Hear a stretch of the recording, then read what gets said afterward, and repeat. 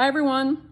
Welcome to class for December 2nd. And, I was going to hold class, waited for the university all day to cancel, and they didn't.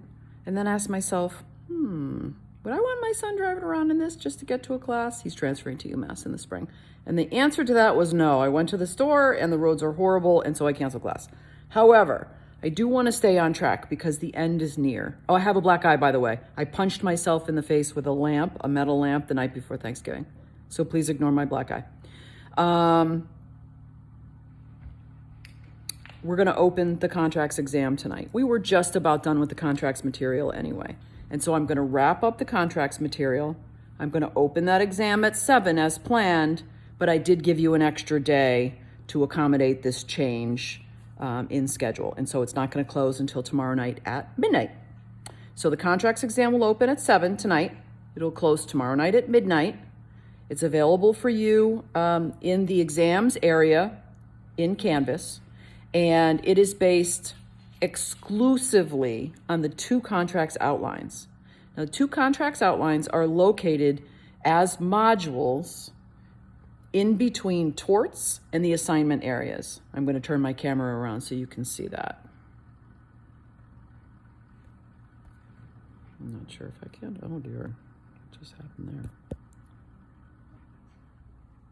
Okay, never mind. I'm not going to do that. Between torts and the assignments area are two contracts outlines. The first is very long and deals with that basic question of whether a contract has been formed. And the bulk of the exam, I would say 20 of 25 questions. The exam is only 25 questions. By the way, I cut it back to 25 questions to accommodate for the storm tonight. I'm not going to give you a more complex exam than that. This is kind of a quickie. 20 of 25 are about that first question of whether a contract has been entered into. And so the contract formation process is the bulk of the exam. What are the other 5 questions then? Well, we deal with what we would have covered tonight, which is contract discharge, which is in the second contracts outline. It says contracts part 2 description. And you want to click on that page and have it out and ready when you're taking the exam. In fact, you are foolish indeed if you do not have both of these outlines out and ready when you're taking the exam, because every single question, the answer to every single question is in these outlines. The outlines are better than Google, and they're better than ChatGPT for this test. Trust me. And you should use them. It's not cheating. I gave you the information. Use the information. Get the question right. Okay. So what would we have done tonight? Tonight we would have talked about the defenses to the formation of a contract. Last class, we talked about the lack of capacity to enter a contract. And we said that an individual can lack capacity in one of 3 ways. They can be underage, under 18. They can be intoxicated, or they can be mentally incompetent. And that mental incompetence is divided into 2 categories: legally adjudicated mentally incompetent or non-legally adjudicated mentally incompetent. With a legally adjudicated mentally incompetent individual, the contract is completely void. There was no contract. With a non-legally adjudicated mentally incompetent person, the contract came into existence, but it is voidable at the option of the incompetent person. And that's the same rule that we have for intoxicated people and minors, people who are under the age of 18. And so sometimes lack of capacity leads to a voidable contract. It's nonetheless enforceable unless the person with the disability chooses not to enforce it. But a contract entered into with a legally adjudicated mentally incompetent person is not enforceable under any circumstances. And then we talked about legality, and we said that contracts entered into for an unlawful purpose are void. Period, the end. They are not voidable. They cannot be performed because they do not exist. That's a really easy one. Tonight we would have talked about assent or lack of mutual assent as a defense to the formation of a contract, and also what kind of form a contract has to take in order to be enforceable. And that involves a conversation about the statute of frauds. So very briefly, I'm going to point you to the outline, but very briefly, there are a couple of ways for the parties to lack mutual assent to a contract. The first way is fraud. If a contract is fraudulently entered into, fraudulently induced, then it is void and unenforceable. The second way is what we call duress, and duress is the threat of imminent bodily harm in order to induce a contract. And then there's something called undue influence. And undue influence involves a contract between two parties that have some sort of special relationship. Maybe married people, maybe lawyer, attorney-client, maybe accountant-client, where one of the parties has superior knowledge in some area and takes advantage of their superior knowledge to fool, to trick, or to bamboozle the other party. That's called undue influence, and it can create a valid defense to the formation of a contract. Okay. The final way to lack mutual assent is to have a mutual mistake of fact that is understood by both parties mistakenly. So you have a bilateral mistake of fact. In other words, both parties to the contract think they're talking about one thing, but they're really talking about another thing. And there's a very famous case called Raffles versus Wigglehouse. It derives way back to the Queen's Bench in England in the 1860s, and involved the sale of cotton by a seller named Raffles and a buyer named Wigglehouse. The seller, Raffles, agrees to send to the buyer, Wigglehouse, a certain amount of cotton. The textile industry is booming at the time, and cotton is a really hot commodity.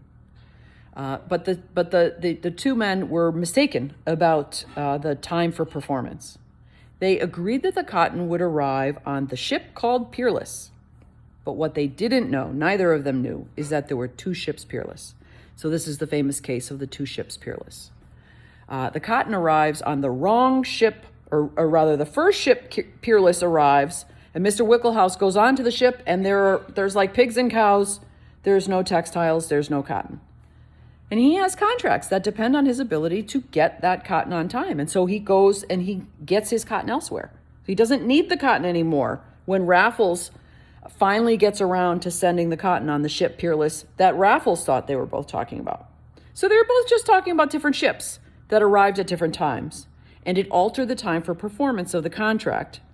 And that bilateral mistake, meaning both parties made a mistake, invalidated the contract. That's a lack of mutual assent, and it's enough to say that no contract was formed. Okay. And the final defense to the formation of a contract is a violation of the statute of frauds, or a contract that is in an improper form. And so you're in the last 2 pages of the first contract's outline now. Statute of frauds is a very old law, and it is designed to prevent fraudulent claims that a contract exists when no contract exists. People do tend to make fraudulent claims that they have a contract with someone else if they can benefit from that imaginary contract. And so we want to shut down certain types of contracts because they are so vulnerable to these fraudulent claims. So this is called the statute of frauds. And what the statute of frauds does is it requires that one party to the contract that is disputed has signed something that refers to the contract in a undeniable way, so that we can be sure a contract actually came into existence. Now, not every contract has to be in writing. Oral contracts are enforceable in the United States, but contracts that fall within the 5 following categories are not enforceable unless there is written evidence of them. The first is a contract for the sale of land. The reason for that is that land is very valuable, and the more valuable something is, the more likely it is someone is going to lie about having a contract for it. And the second is a contract for the sale of goods for more than $500.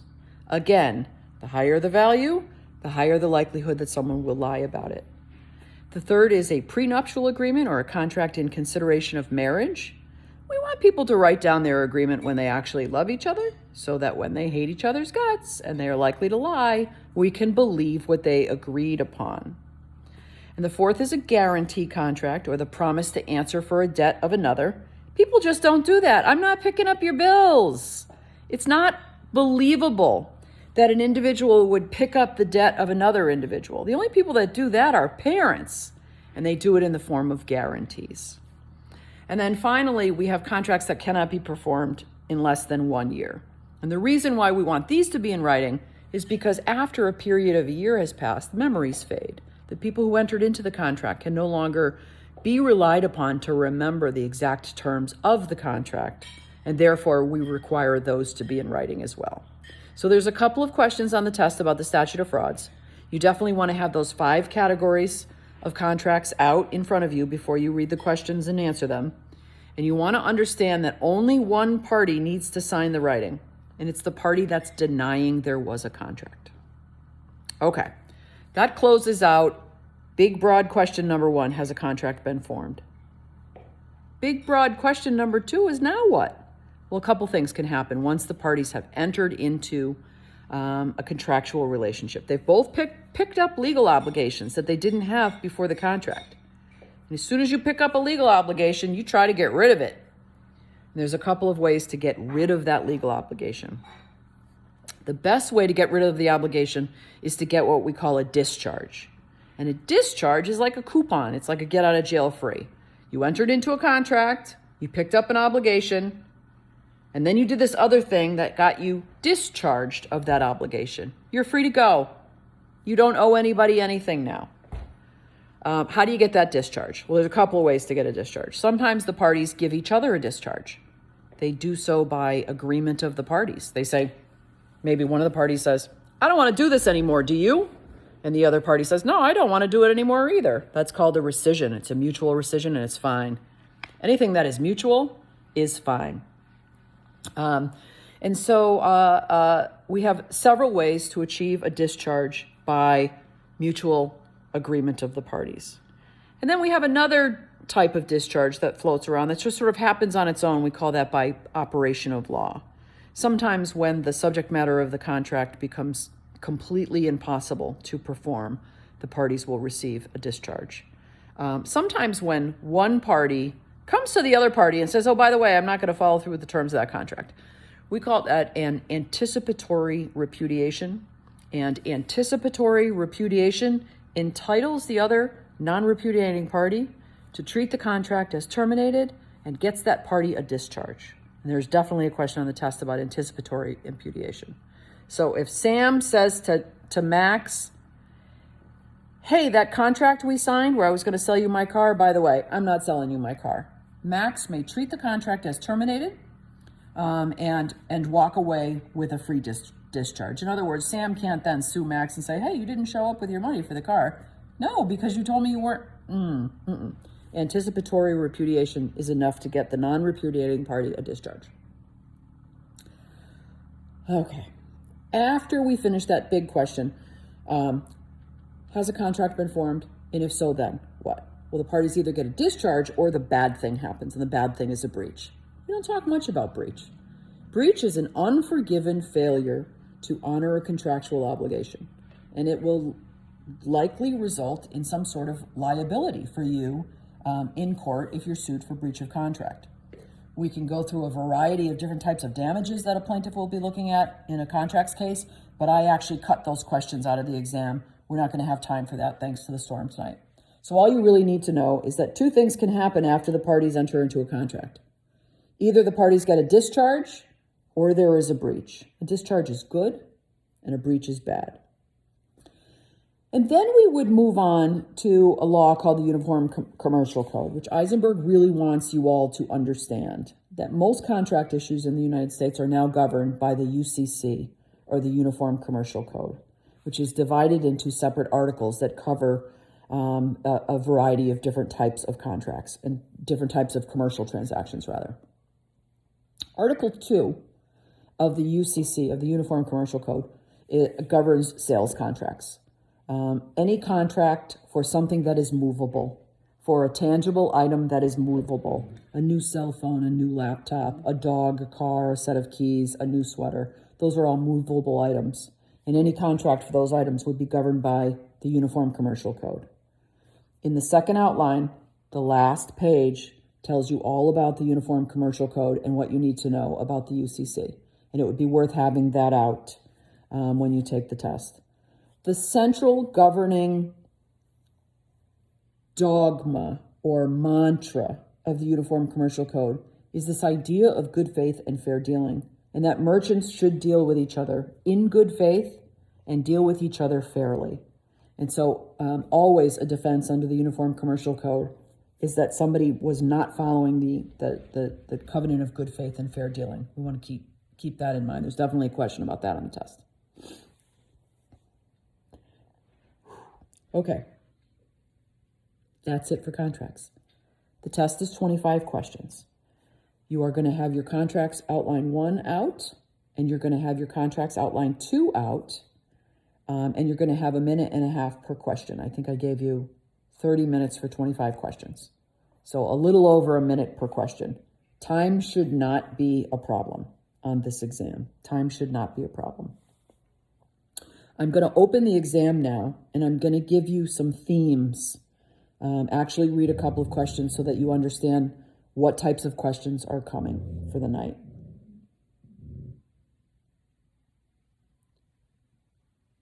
And then we'll talk about the paper.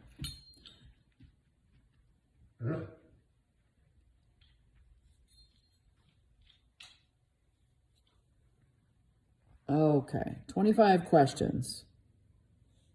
30 minutes. Opens at 7 p.m. Closes tomorrow night at midnight to give you a little extra time. Question 1. The test for determining whether an offer intends to make a promise or binding commitment is, that's a question about contract formation. It's a question about the definition of offer. It's going to be in that first contracts outline. Question 2. The offeror is free to revoke the offer anytime prior to? That's going to be in outline 1. It's about the contract formation process. Question 3, under the mailbox rule, an acceptance is effective when? Again, contract formation. We're talking about the element of acceptance and when it becomes effective. In the case known as Hamer versus Sidway, the executor of the estate was? That's a question about consideration, another element of contracts. So you're in contracts outline 1. That's my dog Moose. Basic elements of valid and enforceable contracts. So we're scrolling through contracts outline 1, all the way through to the UCC, which is going to be in contracts outline 2. So I just gave you a couple questions to give you a flavor of what is on the exam, but there's nothing on the exam that is not in these outlines. Okay, I'm going to end here. I'm going to post another little video about the papers. The papers are due at midnight next Tuesday. Let me know if you need a little more time on the papers. I'm usually pretty flexible with that. You have a lot of grades in the class now, so everybody should be feeling pretty good. This is a really high-performing class. Those of you who have done the extra credit, I commend you. You will be very glad you did. And yeah. Call me, 413-210-3427, if you have questions about your paper. I'm happy to run through paper topics, changes to paper topics, areas of research that you're, that you're going through, or you want to change, or you don't want to change. You want to make sure it's okay. If you want to send me a draft, I'm happy to grade papers in advance, drafts, and tell you, how nice would it be before the paper's due for me to say, this is already an A paper, and you can just put it away and turn to accounting. Okay, so I'll post a short video about papers, and this is your contracts video. Exam opens in an hour, closes tomorrow night at midnight. Call me at 413-210-3427 if you have any questions or concerns. Get going on your paper. It's definitely time to change gears and focus on the paper. Okay, sorry about my black eye. Looks terrible on this video. All right, bye everybody. Stay safe.